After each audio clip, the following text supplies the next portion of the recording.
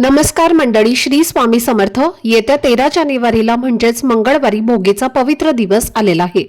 जेव्हा सूर्य एका राशीतून दुसऱ्या राशीत प्रवेश करतो तेव्हा त्या काळाला संक्रांत असं म्हटलं जातं आणि भोगी हा सण मकर संक्रांतीच्या अगदी एक दिवस आधी साजरा केला जातो।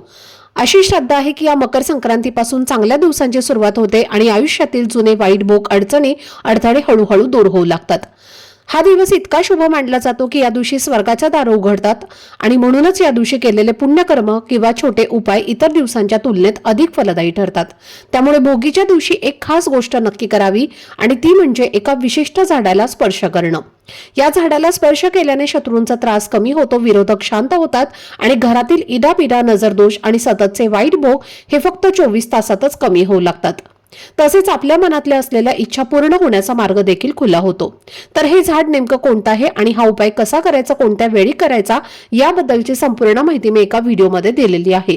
तो व्हिडिओ पाहण्यासाठी या व्हिडिओच्या खाली जो छोटासा त्रिकोण दिसत आहे त्यावर क्लिक करा, म्हणजे संपूर्ण माहिती तुमच्यापर्यंत पोहोचेल। धन्यवाद। श्री स्वामी समर्थ।